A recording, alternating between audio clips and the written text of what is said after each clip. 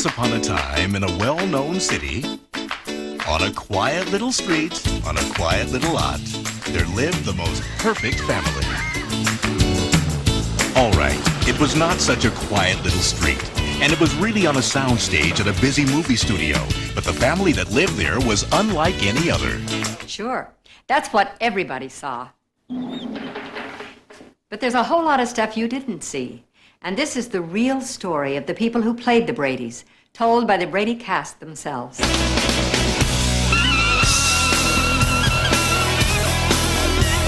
It's Brady Bunch Home Movies.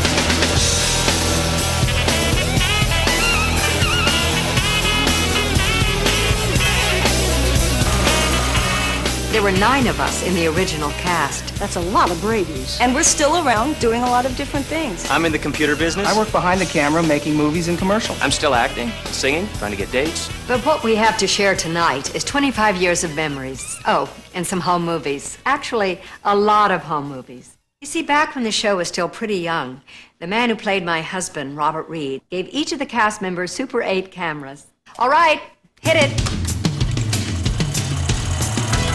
Tonight, a fascinating look at the people behind the Brady Bunch phenomena, with footage never before seen by the public. See long-lost Brady home movies. Watch Brady cast members as you've never seen them before and after being Bradys. My agent's called, my lawyer's called, their lawyer, and I don't know, I haven't been paid yet. Hear secrets about the show never told anywhere else. She was, you know, kind of a little wild one. To be quite honest, there was one person there who made life hell. Now, for the first time, an entire cast has come together for a reunion you will never forget. I hate them all! I have in my hand the original camera that Robert Reed gave me for Christmas. It's still got film in it. Oh, yeah, there's a roll of film. Yes. We had these great jumping frogs, typical amphibian, you know, and the frog and Maureen, something's gotta get done. The rest of the afternoon, I was carrying the frog around and trying to chase her and putting it on her head when her back was turned. She was beside herself with fear. This is an incredible look at a worldwide phenomenon from inside the fishbowl. People were banging on our hotel rooms and trying to get in. And If I'd known it was going to turn out to be this long, I'd have taken notes. It seems to be in people's hearts, you know, all over America. A girl 9 years old wrote to me and said, "Thank you for creating the Brady Bunch, because you taught me and my parents how to live."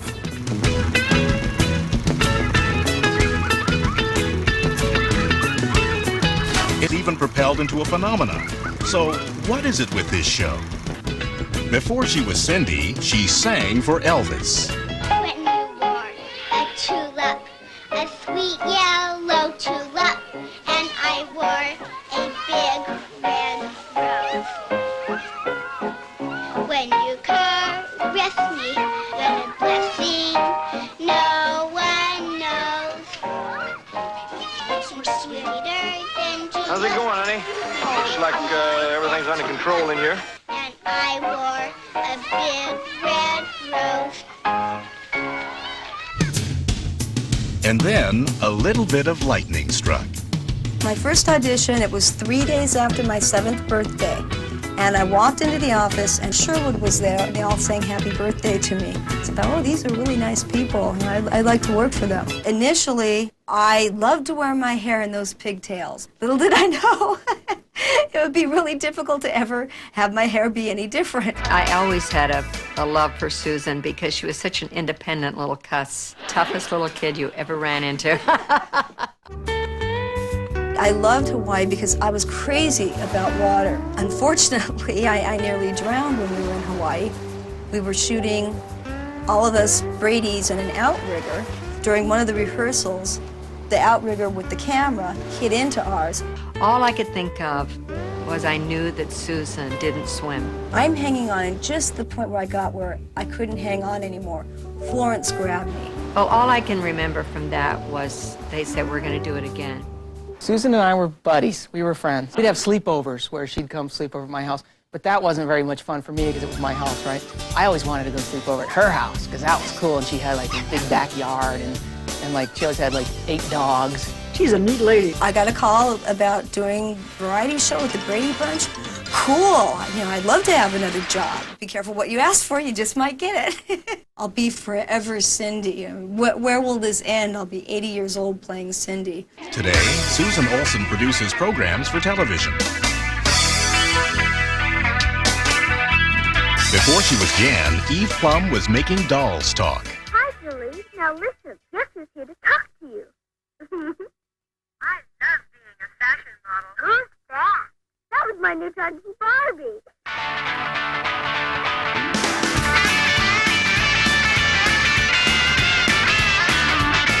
When I was 6, a children's agent moved in next door to me and talked my mother into sending me on an audition, and I got the job. And she sent me on an audition for something called the Brady Bunch, and I got that job too. As a teenager, she was, you know, kind of a little wild one. I sort of saw Eve as like the untouchable older woman who, you know, I liked Eve. I was attracted to Eve. Eve was obviously very attractive. She was the girl.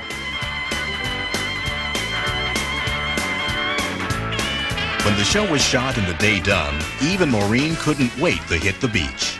Eve and I just had a great time off the set together, you know, and a lot of times we'd spend weekends together and just hanging out and being friends. And when night fell and the talk turned to boys, the party was just beginning. And if Maureen and Eve were more than sisters, Robert Reed was more than dad. Robert was so wonderful. He said, we're going to take a trip. It was like all of a sudden, well, we're going to be spending a week in New York and then a week in London. The trip on the QE2 was amazing. It was probably the first time that I ever stayed up all night, unsupervised, you know, running around the ship. Because Maureen and I were bunking together. We went to see Shakespeare's house, we went to see the changing of the guard. The most amazing opportunity of a lifetime. Today, Eve is a professional artist. But ever the actress, Eve stars in a documentary spoof based upon an inept group of guys making a Bible epic. No, I'd like you to meet Mrs. Noah, Eve Plum. Hi, how are you? Hello, nice to meet you. Oh, so young. They're going to take some of the gray out of here. Oh, no, they're going to be putting me in old makeup, so don't worry about it. No problem. Oh. Brian's going to take you on into makeup. Makeup this way, Brian. But no matter what she does, it's hard not to think of her as Jan Brady. Jan, I mean, Eve, we're going to need you in 5 minutes, all right? Oh, all right.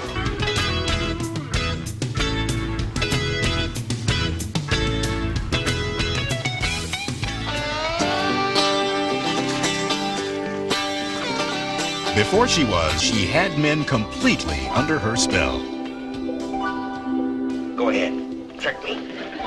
So pick it, razz it to make. Tricked. You'd better watch out. Out of cookies? Let's make some. And she had fun poking the Pillsbury Doughboy.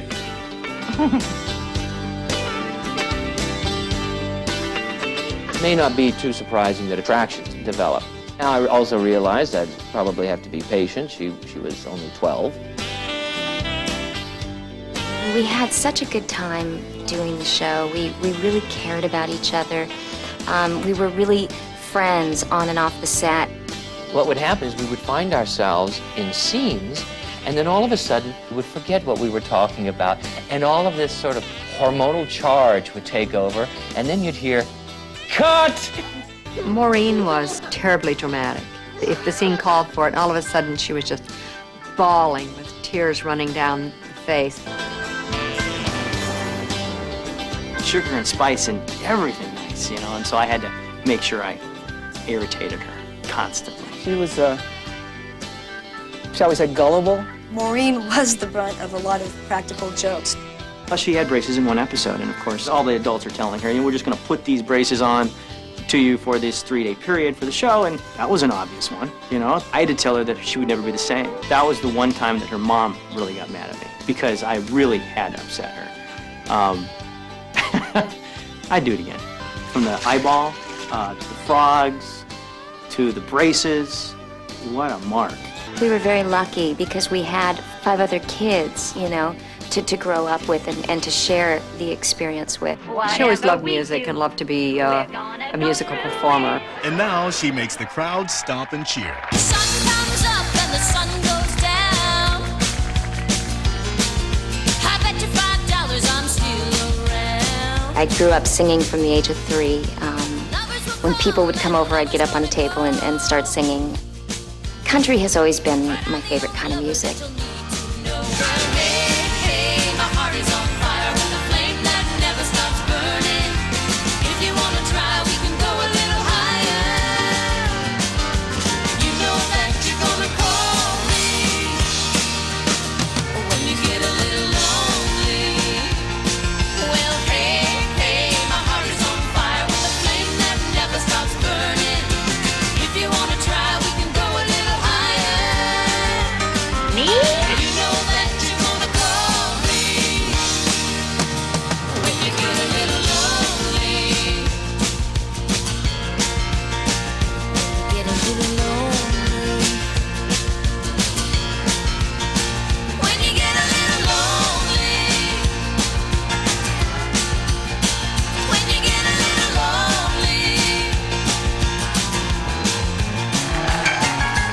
Coming up next, what Michael Lookinland kept locked in his basement for more than 20 years. Check out the cut on these babies.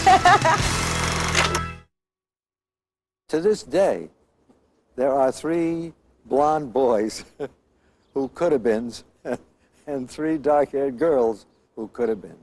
Hair brown like them. Yes.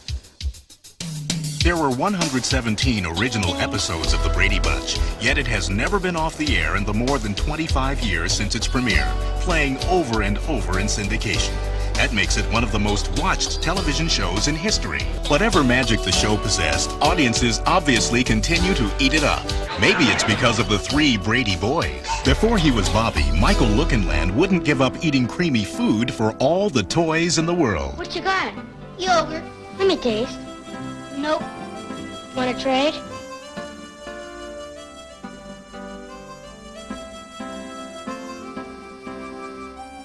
Of course, he did like to play with his buckets of nuclear radiation. With his wheelbarrow, he carries the blocks to his radiation dump truck. And then the radiation dump truck dumps them.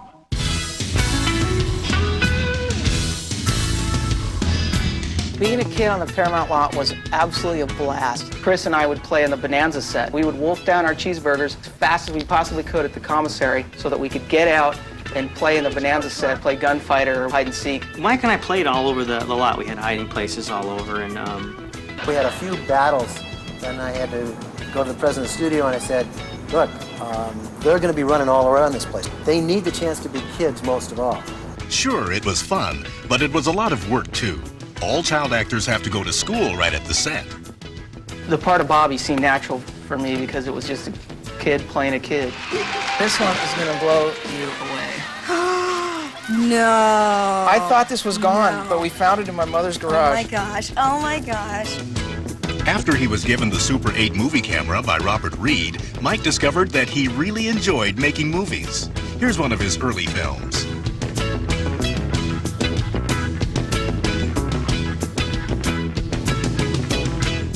If I was at work, I would be sitting exactly right where I am now, next to the lens. The camera operator would have his eye in there, and I'd be focusing just like this. Not only was he a camera assistant on Stephen King's The Stand, but I was in The Stand. I played a little cameo with Stephen King, which was a blast. Now be careful. It could be Stu or hell, it could be anybody. Before, after, $29, $200,000. all because of a little Super 8 camera given to him by Robert Reed. Before he was a Brady, Chris Knight was tossing frisbees on commercials.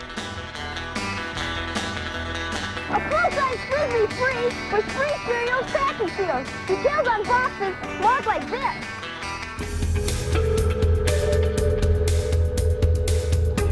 I didn't have the happiest home, so this home was actually happier. I didn't realize that at the time, but this was an escape from that. Chris did indeed find a loving family amongst the Brady Bunch cast. Chris is a good guy. We did a lot of stuff together. We made model rockets. Model rocketry was big in our lives at that point.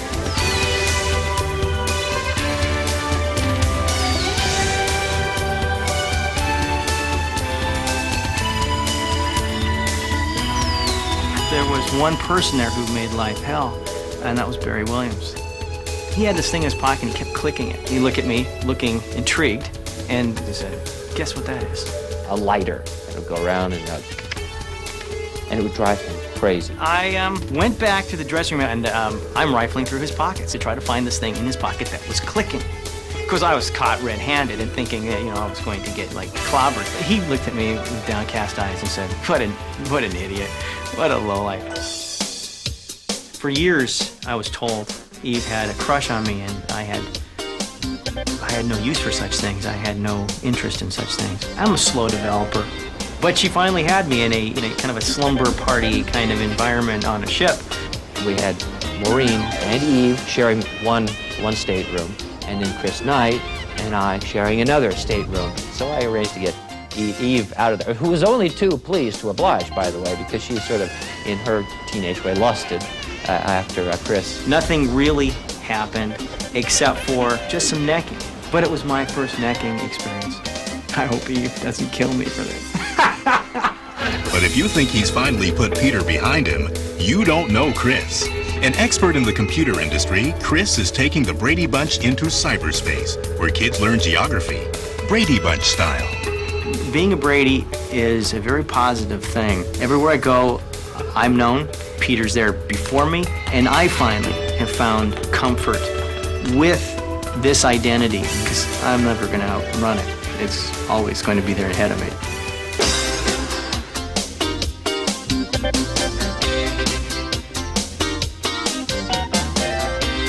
Before he was Greg, Barry went wild in the movies, ripping the covers off of furniture. All right, son. 1, 2, 3. Barry was the cool guy who was like too cool for me. He was definitely big man on our campus. Barry, to me, was like way older, so he was almost in the realm of being an adult. The only thing I've been longer than a Brady is a surfer. My favorite episode was when we visited Hawaii. I ended up almost losing my career in life there as a result of running into a coral head. But the killer to that was that our network decided that they didn't want to air that particular clip because they felt it looked too dangerous for a Brady episode. And the one thing Barry liked more than surfing was impressing the girls. He was 14 and he thought he was 40. He wanted to date Florence. So I asked her out. When we started this show, he was about here on me, and then he kept growing and growing. We went out, and I think we had a good time. I don't remember a lot about it because I was so nervous. We were really a hot item. And then before we left, I actually snuck in a little kiss. An innocent kiss, but for me, it was skyrockets. Oh, there, look at Barry and Maureen. Were you out on a date with her, too? The first time I laid eyes on Maureen, I knew she was a babe. Now imagine crossing the Atlantic in one of the most beautiful cruise liners in the world. Maureen was asleep. I just crawled in there with her. I waited for her to wake up, and when she didn't wake up, I just went ahead and started making my moves. I was starting to actually kiss her, and she wakes up, and her eyes got as big as saucers, and she said, "Barry, what in the heck are you doing in here?" But that was then, and this is now.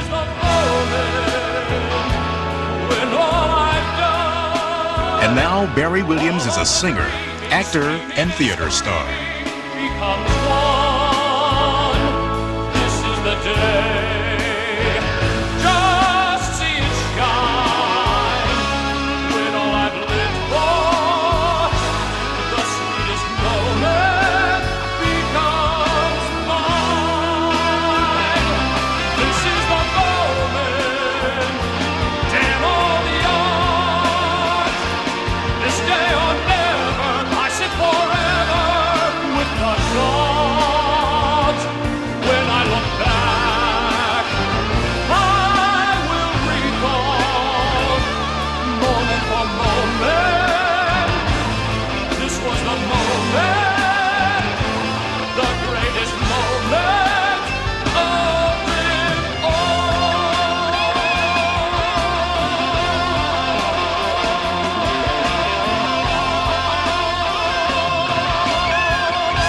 But to millions of fans, there will always be a part of him that is Greg Brady.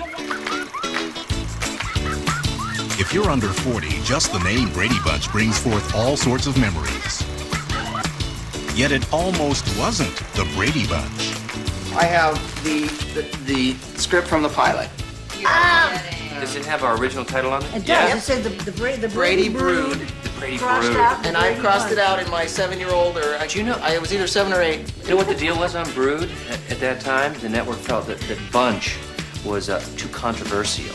Because it was associated with street gangs and lawlessness and Wild Bunch. Gee, Brady Brood, home movies? Somehow it just doesn't cut it. Before she was Carol, Florence Henderson was singing the praises of rocket engines. Oldsmobility is on the way. Look and listen.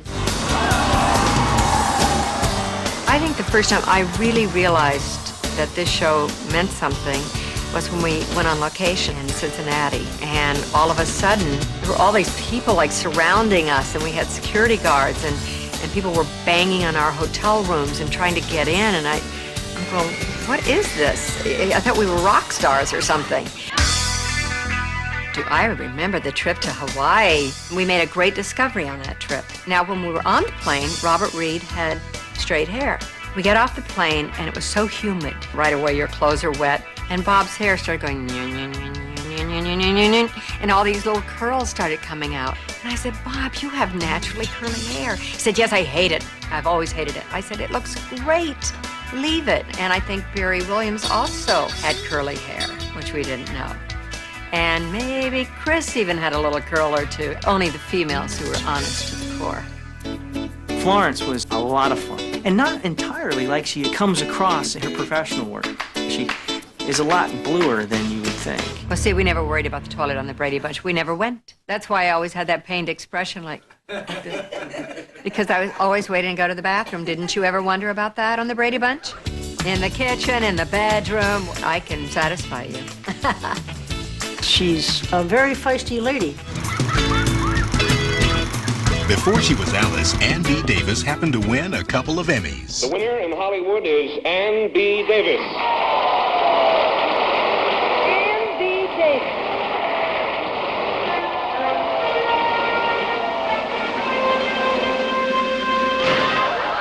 Ann B. Davis is one of Hollywood's great funny ladies, and her 2 Emmys were for playing Schultze on The Bob Cummings Show. Guess what, boss? The costume company sent over 5 of these harem girl outfits, and, well, we only hired 4 models. Yes. So there's no girl to wear this costume. Uh-huh. Seems a shame to just let it go to waste after we paid the money and everything. And I could, I let it go to waste. I think it's best. Nobody plays me just quite as well as I do these days, so a lot of me ends up in Alice. She brought into focus the fact that we weren't children. We were professionals. I'm not really good with kids, so I didn't have the kind of relationship with them that Alice does. I was surprised to read that she felt uncomfortable with all these kids because she didn't seem that way to me. She was just wonderful. To me, children are a spectator sport. That's fine. I'd love to sit around and watch it. One of the things about Ann B., never could remember anyone's name. She said, if I forget your name, don't be offended. I can't remember my own name. I'm selling a cookbook these days. I call it Alice's cookbook. All the way through the book, I say, I don't cook. Well, I'm acting, you see, I'm acting. You can carry acting a little too far, I think. And then there was the time Henry Kissinger visited the set. His little boy wanted to see the schoolroom where the kids had, and they had all the pictures up, and I took him out and showed him the room, and where it had all their fans had sent their pictures, and they had it all covered over a wall in this little schoolroom. It was very cute. And by the time I brought him back, they thought I kidnapped little Kissinger.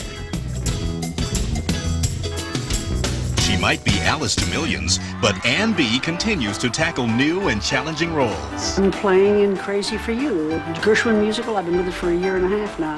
Having great fun with that. Next, the entire cast salutes the world's most understanding father, with home movies taken by Robert Reed himself. And my first choice went on to, no fame at all, as Gene Hackman. I think he just wins all those Oscars to prove to you he could have done the Brady Bunch. Gene Hackman? Mike Brady? Nah. Before he was Mike, Robert Reed was a farm boy in Oklahoma. He studied Shakespeare at the Royal Academy of Dramatic Arts in London. He was a star on Broadway. Bob never wanted to do the Brady Bunch. He doesn't like kids. He doesn't think of himself as a parent, really, and he's the best parent. As a Shakespearean actor, Robert Reed may not have seemed suited to play slapstick humor. But a funny thing happened. He fell in love with the kids in his cast. He really cared, and once he made the decision that he was going to be there, he was going to be there, and he was going to make it the best he could. He fought for realism on the show, which I really respected. He was wonderful. Like a father, he really wanted to be instrumental in our growing up. He came by one year with Super 8 movie cameras for each of us. He was always generous. At his own expense, Robert Reed took his television family to New York to see Broadway and to London to experience Shakespeare. He wanted to share with them his love and respect for acting. I remember thinking, wow, this guy really cares about us. He affected my life in a number of ways that will be remembered forever. I firmly believe that we were his family. We were his real family.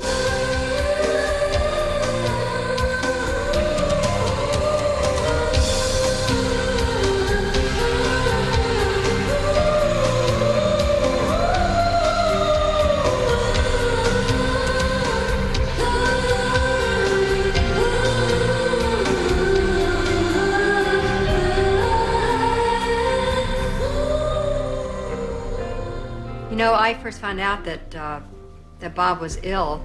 He called me and he said, Florence, I need you to do me a favor. He said, I really thought I was going to make it, but he said, I was told that I wasn't. And he said, I need you to call the kids for me, and Ann B. He said, would you do that? I think what was unfortunate, though, is because his demise was so quick that I never had an opportunity to tell him. He was father. I mean, he supplied me with, and a lot of it. This is just tough.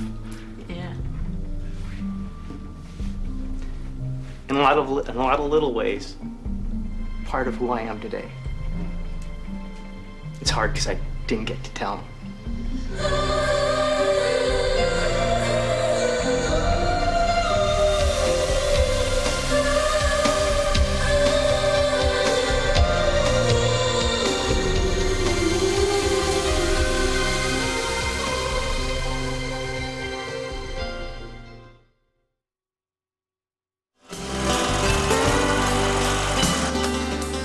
Good night, everybody. Good night, everybody.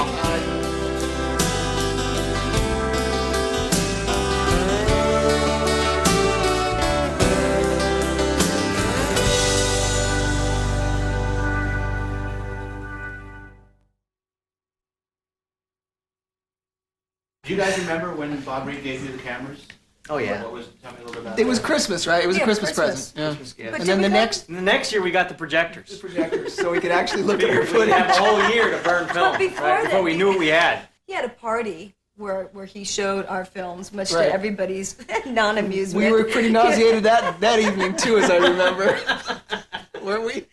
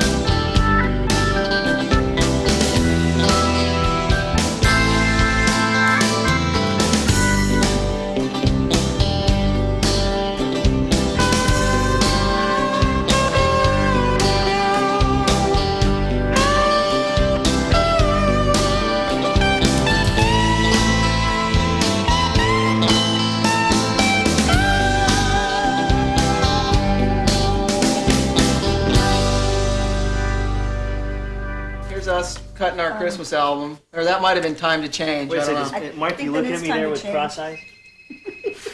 Telephone. Catch it. My That was- Barry, there's your agent Yes, calling. I'm not, unless it's Broadway, I'm not here.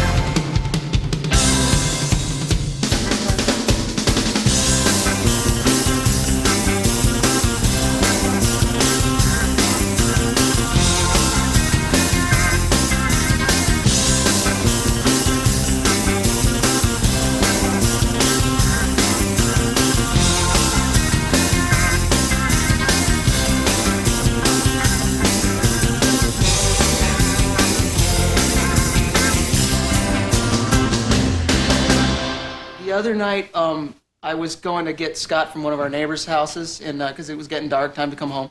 And I knocked on the door, and the mother came to the door, and Scott came running up and said, "This is my dad. He's on the Brady Bunch." Discovery!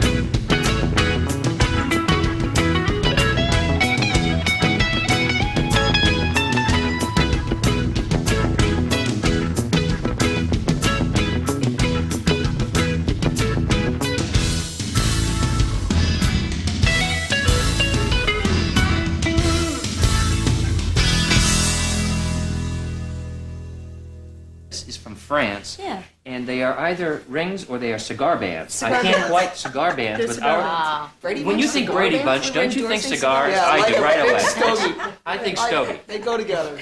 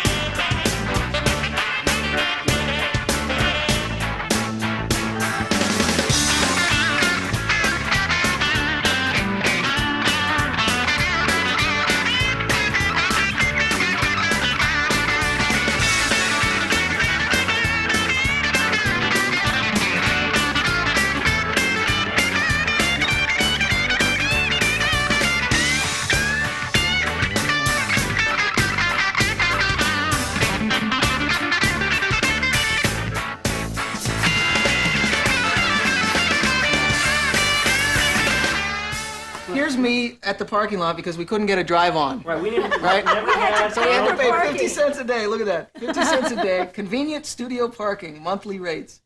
And that's Paramount, which is not a small studio. No, they, But then finally they did let us drive on the lot, but we couldn't have our own parking spaces. And then finally we got our own parking spaces, but we couldn't have our names on them because, you know, we would get swelled heads.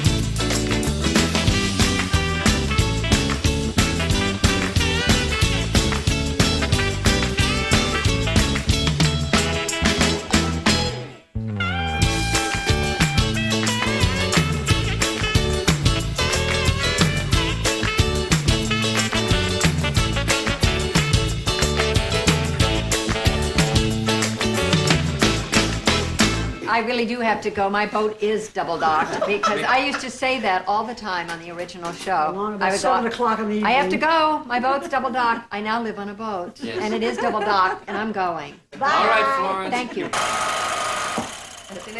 That Here's a story of a lovely lady who was bringing up three very lovely girls. Take it, Chris. Hey, Chris.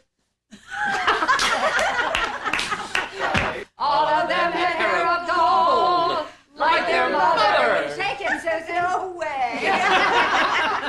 You big chicken. All our four men living all together. Yet they were all alone. Wait a minute. Are they ready for us at the home? I think they are. Yes, on Gilligan's Island, there's All a right, nice let's rest go home. peacefully. Yes. I think we're fired. There are men in little white suits coming in. Thanks for watching. Just go quietly, very quietly into You the know, night. now that we have these few Outta moments here, to be okay. alone together, Yeah, get out of here. just a few more secrets We I'd had like our to share date. with you. Okay. Should we go Get the upstairs? hook. Shall we go Get upstairs? the hook. Come on. I'm not going with that group. See ya.